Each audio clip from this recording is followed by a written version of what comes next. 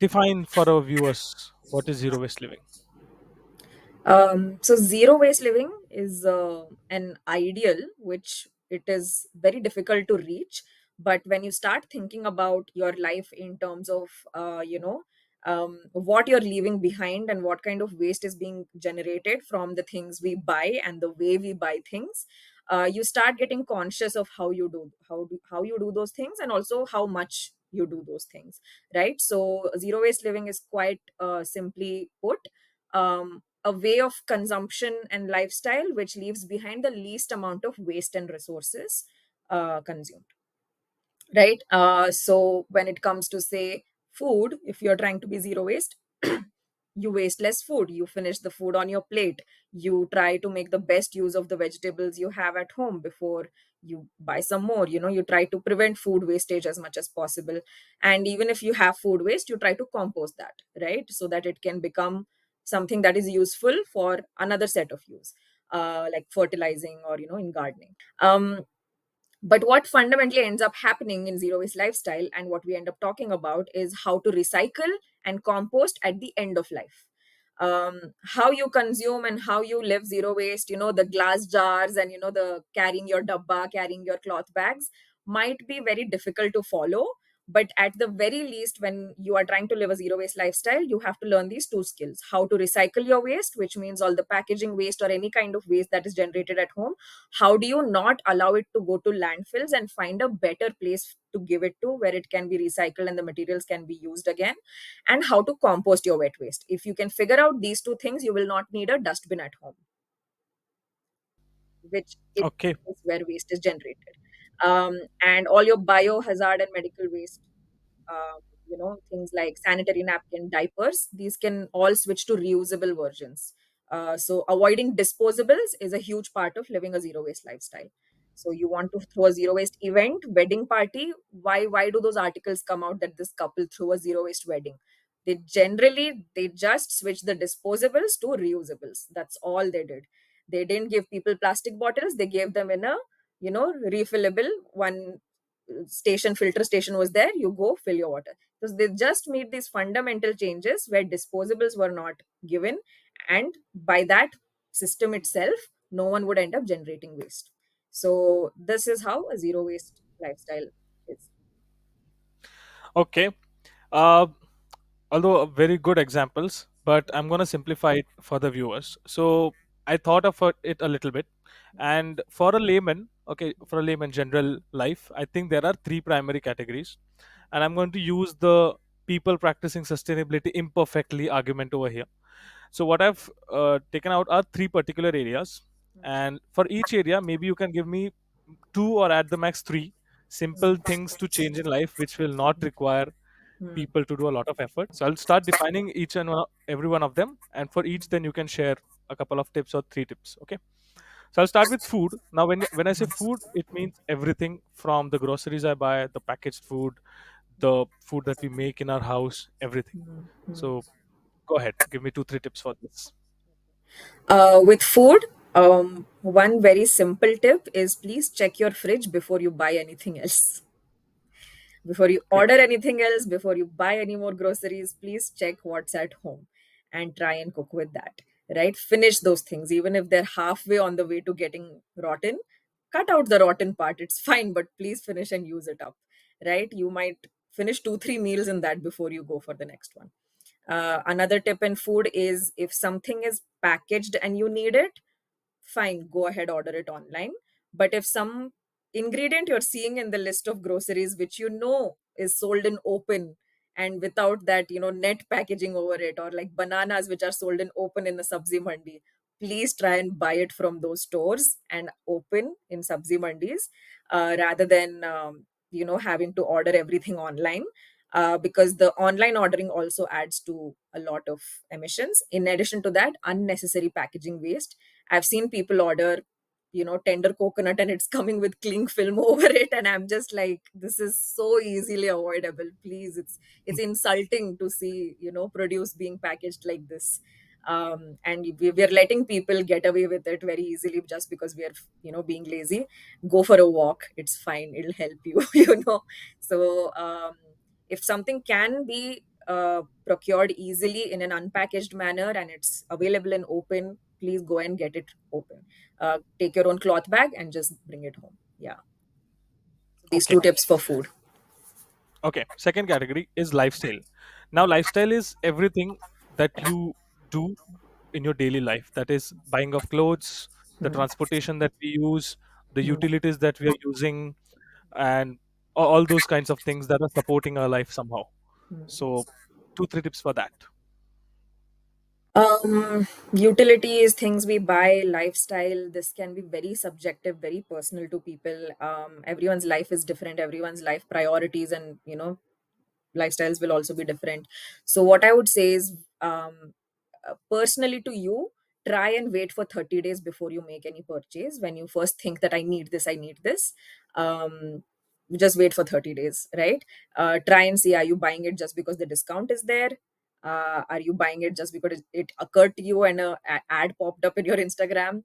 If you just wait for 30 days and after that also you feel the nagging need for it, then you need it, then you actually needed it, and your life will be better with it, so it's fine, then you can go ahead buy it. If it's something you forget about in those 30 days, then it means you can very easily live your life without it, and it was probably an unnecessary need that you can push to later, right? So use the 30-day rule, and I think a lot of your consumption will come down.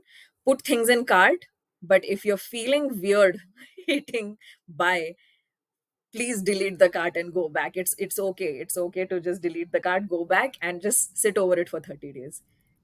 It's Okay. that's a rule I would say for lifestyle purchases. Yeah. All right. And any other tip in lifestyle thing? And this can be anything. The travel thing that we do, the electricity, water that we use, something like that. Um, I mean, water, electricity, quite basics. I think we're always told try and use as little as possible. I think you can always figure out ways of how to use less. How you use your water while you're washing vessels. Try and reduce that on your personal capacity. For travel and commute, again, it can be very subjective based on your health or your age and things like that. I would recommend if anyone can find the luxury of time somehow or can convince their even office people or things like that, try and reduce the amount of flights you're taking. It is a very difficult tip for me to give because I can't really tell why you need to save that time, right? It might be very subjective to you, but try and take a train once in a while, or go via a bus. Train makes a huge difference, it makes a huge difference, and AC coaches are nice these days, they are clean these days. IRCTC has improved a lot so trust me. Try and go for it. I know the ickiness of, oh, I don't know what the washroom will be like, this and that. These are very small things that stop us from making such a huge change in how we impact, and get a little tough regarding these things, get a little tough, and it will really help you see like a whole different side of your country, and the way you travel. It slow traveling is so important. So whenever you have the opportunity to even take a small train travel from this to there, I'm talking like 24 hours. And if a distance of 1,000 kilometers can be done Hmm. in a train rather than a flight, try and pick the train. If it can be done overnight, if it can be done in a day, try and take a train. I have, on the other extreme, done train journeys for 3 days also, back when I had the luxury of my own time, and now I completely prefer that. But I can understand, now that I'm employed, I will have to take some flights to save time because I'm doing it on company's money, and that's difficult. But say it is something that I can speak to my seniors about and try and convince them. I will make that effort. So that is an important switch. And choose second hand as much as possible, as much as you can trust. Hmm. Especially when it comes to clothes. A lot of people have this ickiness that it's unhygienic, but I think you've forgotten detergent and washing machine exists, and you can wash things. You can wash things even if it has been washed by the second hand thrift store already. You can do that, and try and opt for second hand things as much as you can. Even furniture, even when you're moving into things, we have this urgency to, like, go to IKEA, look at how pretty that looks and buy that entire thing as it is. You don't need Don't. to do that. Buy each and everything in your house as mindfully as possible, and you will realize you will love everything in your house even more because of that, because you took your time to actually find it, and you took your time to find the most perfect thing that you actually loved. And Hmm. it saves so much money, but it's also, in terms of your footprint, it's like insane how much you end up saving, and how huge those demands contribute to overconsumption of resources of the planet. Yeah. All right. And now the final category is leisure. Now, generally, leisure is from the smaller level, partying with friends, house parties, watching a match together, going to an event, concerts, traveling somewhere. Two, three tips to save your carbon footprint in in this category. I don't think partying particularly like leads to a emission problem, unless like where you're doing and how far you're going and all of those things are involved, or is it a cruise ship, which is like horrible for in terms of emissions. And try and maybe this is something you'll have to think about from the planning stage itself. Hmm. Okay. If you want a holiday, international holidays, once in a long while are good, but do you need an international holiday every year? Hmm. Can you explore your country instead a bit more? Can you explore your local tourist areas a bit more? That's something I would like people to sort of rethink. Their idea of a successful life is not putting as many flags as you can on your Bumble bios, but Hmm. but please, like, think about how many states in your own country have you visited. Like, have you taken the train and seen the northeast, or been to places in north, if you're from a South Indian background, or how much have you really traveled in your own country? White people kill to be in India, and kill to be that kind of a person who's like, oh, I've traveled to India, I've seen so much. And we here sitting in India, all we've seen is Delhi, Mumbai, Bangalore, right? Which is basically a replica of the US at this point. And we haven't seen our own country enough, I feel. So try and please travel local as much as you can. And of course, you want that idea that, hey, I pulled off an international trip on my own. Do that once in a while too, but don't make that your only vacation. But yeah, that would be my tip. I want to try that. Coming up to the final part of the podcast, this is something a really fun one that I have created, and I hope that this turns out as good as I'm thinking. What I'm calling it now is the climate rapid fire. I'm gonna put around 10, 11 questions, not so many, in which you have to answer it quickly, in a short way, not long answers. Even the questions are not like that. Okay, so are you ready for the climate rapid fire? I don't know. I don't know if I'm quick-witted enough for this, but yes, let's go. All right, start the first question. A book, article, video, or a publication that is a must watch for anyone to understand climate change. Mhm. So the series of videos that I was inspired by was made by Vox. Vox Okay. is a YouTube channel, and they make a lot of informative videos. And there was one series of videos they had made on climate change, which Hmm. out of which one of the videos was about zero waste as well. They have one video about the impact of food, or impact of fashion. That was my starting step into understanding how big this problem was. And another episode I would like people to watch if they want to understand the problem with fashion is Hassan Minaj's Patriot Act. If they Okay. have access to Patriot Act episodes still, he had done one episode on fast fashion, and you get to see the depth of the problem in the fashion industry in that episode. And I'm recommending these things because I don't expect people to read books, and I think they just become something in the shelf. But these videos are something you can quickly watch and get your head start. All right. Great. Your favorite influencer or idol when it comes to acting on climate change? I really like the simplicity with which Vani Murthy ma'am, Vermrani on Instagram, she Yeah. does. She only talks about compost. Yes, she talks about a few other product and life changes you can make, but I think the simplicity with which she focuses on just the one activity and task, and makes it look so beautiful, is the reason why I think a lot of people started composting before they even thought about sustainability and the bigger issues of life. And I think we need more influencers who make it look less like a heroic problem we need to save, and more like a look at this one simple thing I do which is so nice. We need more All right. influencers like that. So yeah, I love Okay. her and how she communicates. Okay. Perfect. A brand who you think is doing great work towards climate change genuinely. I really love the ocean cleanup. I think it's not a again, I'm not giving you examples about climate change, I think, because it's very difficult to pinpoint if the impact is really being Yeah. created. But I'm talking more in terms of the waste generation Yeah. cleanup. And I think the ocean cleanup has done a really huge, ambitious, project of generating these machines, and which literally quite clean up the ocean. And they're Okay. trapping Yeah. the floating plastic that is there, the great garbage patch in the Mhm. Pacific Ocean. And from Yeah. cleaning that, they're also going into the mouths of rivers from where this waste is coming out of. And I think that's a commendable project to take on. So I think, yeah, that's quite necessary. Okay. Now, this particular question can have multiple answers, but I want you to just tell me one brand or company who thinks has much more potential to do about climate change. PepsiCo, Coca-Cola. All right. Your favorite place of travel. I end up in Gokarna all the time for some reason, so I think that must be my favorite place. Okay.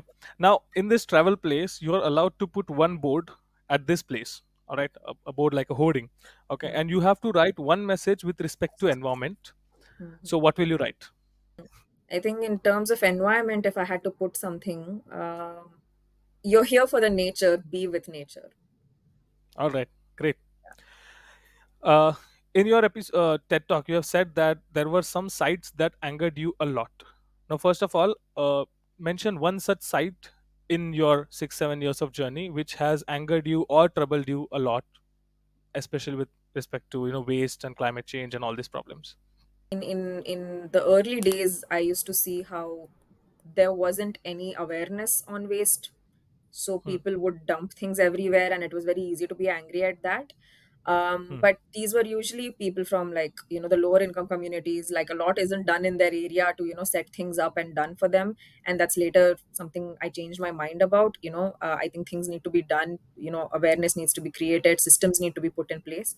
But what now angers me is when you go to a fancy event, and or a fancy outdoor event, or shamianas that are put, and at the end of this event, at the end of these concerts, you see these glasses thrown around, or these Hmm. cups thrown around all over after the crowd has left. I think that really angers me a lot. Uh, Coming to the next one, you have one superpower, which is to listen to one of nature's ecosystems like forests, oceans, lakes, something like that. Now, whose problems would you like to listen to, and why? I think oceans, Hmm? because it's not as easy to really see what's happening down there. You have one more superpower. This can be a bit difficult, but try your best. You have one more superpower to interview one organism other than humans. Who would Mhm. you want to interview, and what do you think that particular organism will say? Just a headline. I think probably that insect that everyone is excited, or that organism everyone is excited that can eat plastic, and everyone's putting the pressure Okay. on that organism to fix the world's plastic problem. I think I would love to Yeah. interview that organism. Yeah. If it thinks it's up to the challenge. Okay. Okay. All right. And final question: given $1 billion, what sustainability problem would you like to solve, and how would you use them? Waste problem. It's extremely solvable. It's extremely solvable, and there is no it's all resources being used in the wrong place issue right now. And there's so many waste management NGOs I have seen who can scale up and do such brilliant work if they got funded. So definitely waste management is something that can be fixed. It's a very tangible problem. And even landfills, they can be fixed. We're choosing not to. We're really choosing not to. Yeah. All right. And that's for our episode. Mrudula, this was brilliant. A lot of great insights. Thank you so much for giving your time. I hope you enjoyed the episode as well. Yes, I enjoy this a lot. Thank you so much for inviting. I love speaking about this once in a while to remember why I do what I do. And thank you so much for inviting. Yeah. Hey, thanks for listening to the episode. Please let me know your feedback and do share it with someone who might like it and is hopefully inspired by it. Positive Planet is dedicated to amplifying ideas and solutions that create a better world. So, if you know of any such idea that I should cover, please let me know in the comments or ping me on Instagram. The links are in the description. Most importantly, if we want to make this planet a positive one, we must stay together. So please be a part of the Positive Planet community and subscribe to this podcast. Thanks. See you soon.